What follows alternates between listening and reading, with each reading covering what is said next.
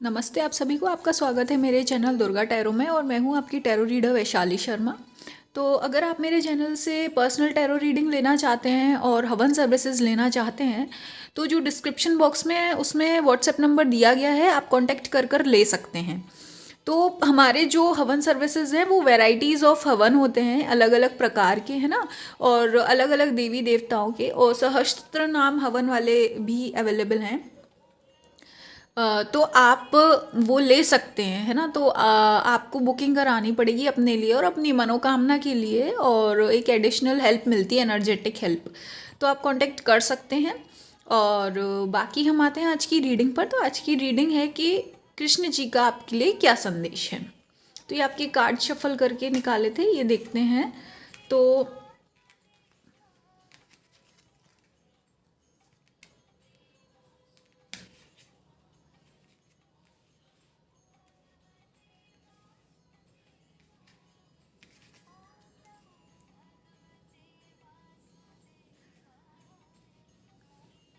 तो यहाँ पर देखिए सीधे सीधे मैसेज है आपका और आपके जो फादर हैं उससे रिलेटेड। यहाँ पे कोई मैसेज है आपके और आपके पिताजी का जो कनेक्शन है उससे रिलेटेड, ठीक है।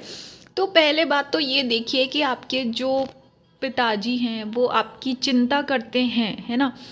तो लेकिन आपको यहाँ पे ये समझना होगा कि शायद अगर उनकी तबीयत वगैरह ख़राब थी या अगर वो हॉस्पिटलाइज्ड थे तो यहाँ पे आपको कृष्ण जी ये संदेश दे रहे हैं कि उनकी हेल्थ में बैलेंस आने वाला है या आ गया है ना। तो जैसा भी सिचुएशन है, अगर आपको ऐसा लग रहा था कि आपके पिताजी खतरे में हैं तो आपके जो पिताजी हैं वो खतरे से बाहर हैं और उनकी हेल्थ में रिकवरी हो रही है, होगी। आपको डॉक्टर्स से भी कहीं ना कहीं एक पॉजिटिव न्यूज़ मिलने वाली है अपने पिताजी को लेकर, है ना। बाकी लेकिन यहाँ पे कृष्ण जी ये बोल रहे हैं आपको लापरवाही नहीं बरतनी है, क्योंकि अभी भी आपको क्या है उन पर ऑब्जर्वेशन रखनी है।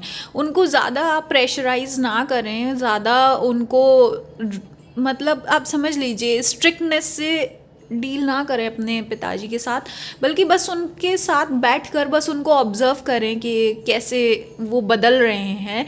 क्योंकि यहाँ पे क्या है, चीज़ें देखो अभी बैलेंस तो आया है पर आपको यहाँ पे ये समझना होगा कि बैलेंस आने के लिए दोनों चीज़ों को एक दूसरे की पूर्ति करनी होती है ना। एक बंदा अकेला नहीं कर सकता है। शायद आपके जो पिताजी हैं वो बहुत ज़्यादा, आपको ऐसा लगता है कि रिजिड हैं या अग्रेसिव हैं या फिर बहुत ही ज़्यादा, मतलब कहते हैं ना कि आपको ऐसा लगता है कि मेंटल हेल्थ इशू है उनको, जैसे लोग चिड़चिड़े से हो जाते हैं, है ना।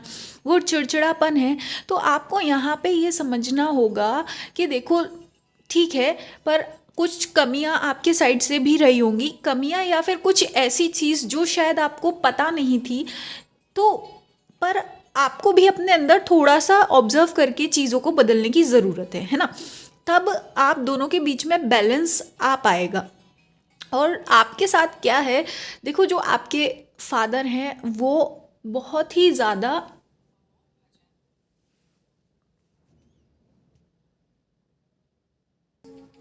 एक वॉरियर टाइप की एनर्जी में रहे हैं वो, ठीक है। यहाँ पे क्या हो रहा है, आपके और आपके पापा के बीच में, आपके फादर के बीच में जो एक कनेक्शन बैठना चाहिए उसके बीच में कहीं ना कहीं कटिंग हो रही है, रुकावट आ रही है। और कनेक्शन मतलब जब आप उनकी साइड की स्टोरी समझ सकें कि वो आपसे कितना प्यार करते हैं या आपके लिए उन्होंने क्या क्या किया है, क्या क्या सहा है, वो चीज़ आपसे हिडन है और वो कभी नहीं बताएंगे।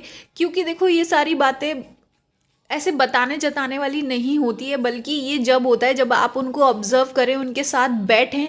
तो जब समय के साथ अपने आप चीज़ें खुलकर आती है ना, मुंह से निकलती हैं, तभी आप ये सब कर सकते हैं।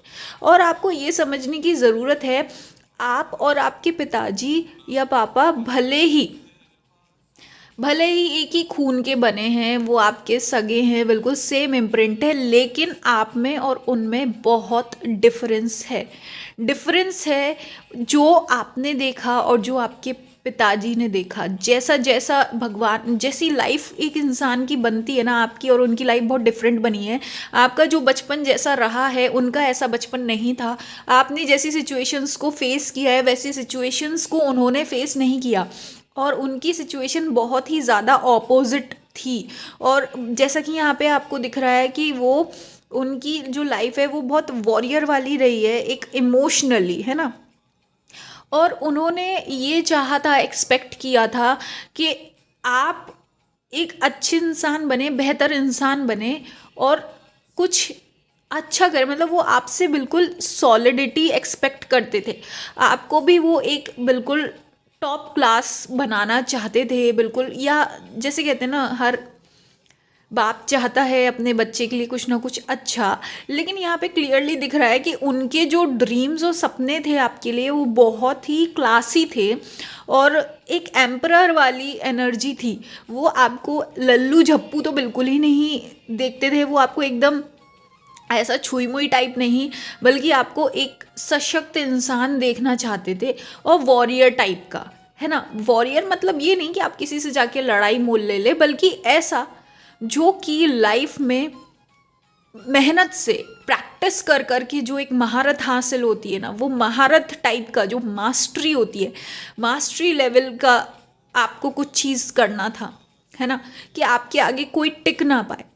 तो कहीं ना कहीं वो चाहते थे कि आप उनको रिप्रेजेंट करें, पर वो ये सब कुछ आपको इतना क्लियरली नहीं एक्सप्लेन कर सकते जो एक टैरो रीडर आपको यहाँ एक्सप्लेन कर रहे हैं ना। ऑब्वियसली बात है कि आपके पिता जो हैं वो अलग पर्सनैलिटी के बंदे होंगे, और दूसरी बात ये है कि जो पिता लोग होते हैं वो अक्सर करके नहीं बोल पाते हैं। उनका जो एक्सप्रेशन होता है वो अक्सर करके साइलेंट होता है, चुप्पी में होता है, या अग्रेशन में होता है, या शिकायतों में होता है ना। तो आपको ये समझना होगा कि आपकी जर्नी और उनकी जर्नी ऑपोजिट थी, डिफरेंट रही है। और इसके साथ साथ आपको ये देखना होगा कि कुछ चीज़ें जो आपको मिली हैं वो उन्हीं की देन है। जब आपको जो, मतलब ये बेसिक सी बात है, पर ये आपको समझना होगा कि जो कुछ आपको परफेक्शन या कुछ एक इजी लाइफ मिली है, मतलब जब आपको लग रहा था कि हाँ, कि कुछ चीज़ आपकी लाइफ में इनपुट हो रही थी, वो तब वो देने के लिए आपके जो फादर हैं उन्होंने फ़ाइट किया है बहुत ही ऑड सिचुएशंस में, है ना। जो कि शायद इतना ऑड था वहाँ पे, बिल्कुल जैसे कि ट्राइबल्स होते हैं, शायद ट्राइबल्स में आपके पापा को डील करना पड़ा, या जो बहुत ही ज़्यादा लेबर क्वालिटी के लोग होते हैं। हो सकता है आपके पापा की जॉब ऐसी हो जो बहुत ही ज़्यादा, कहते हैं ना, एक ऑफिशियल वर्क नहीं रहा पाया उनका, पर उनको बहुत ही छोटे लोगों में जाकर काम करना पड़ा। तो उनका जो स्ट्रगल है, बेसिकली कृष्ण जी चाहते हैं कि आप वेस्ट ना जाने दे, है ना। हो सकता है आप भी अपने पापा से बात ना कर पाएँ, या ये सारी बातें उनको ना बोल पाएँ, या ये सारी बात वो शायद आपको कभी ना बोल पाएँ, पर यहाँ कृष्ण जी ये चाहते हैं कि आप अपना बेस्ट वर्जन बन के रही है। वही आपके पापा के लिए सबसे बड़ा ट्रिब्यूट होगा, वही आपके पापा के लिए सबसे बड़ी हीलिंग होगी, है ना। तो आपको क्या करना है, जितना ज़्यादा खुद पर काम कर सकते हो, बेहतर कर सकते हो, उतना करो। जो आपके पापा का एम्परर वाला सपना था ना, आपको एम्परर की तरह देखना चाहते थे, तो आप वो एम्परर वाली चीज़ को चेज करो ना, क्रिएट करो अपने आप को एम्परर, है ना। तो यही कृष्ण जी कहते हैं कि अपने ऊपर काम करिए, अपने आप को ऑब्जर्व करिए कि कहाँ ऐसी चीज़ें हैं जो चूक है, जो आप उसको फिक्स कर सकते हो, जिसको आप ठीक कर सकते हो, है ना। बाकी और जो आपको थोड़ा क्या है, यूनिवर्स से भी कनेक्ट रहने की ज़रूरत है।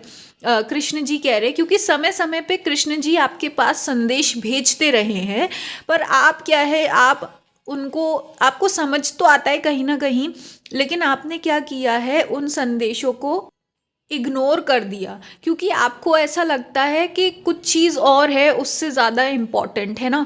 तो वही है, देखो कृष्ण जी यही चाहते हैं कि जो आपको, जैसे कहते हैं ना, अंतरात्मा की आवाज़ अंदर से जो आपकी वो कुछ बोलती है, आपको गाइड करती है आपके और आपके पापा के बीच में, लेकिन वही है, आप क्या करते हो, आर्टिफिशियल चीज़ों में ज़्यादा आपका फोकस है। है ना।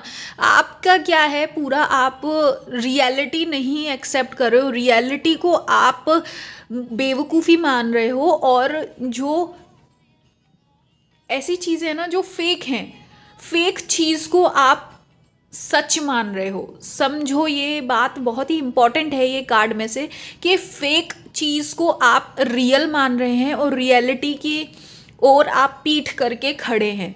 तो आप खुद को डिकोड करो कि कहाँ आपकी लाइफ स्टक है, कौन सी ऐसी चीज़ है जो आप बदल सकते हैं।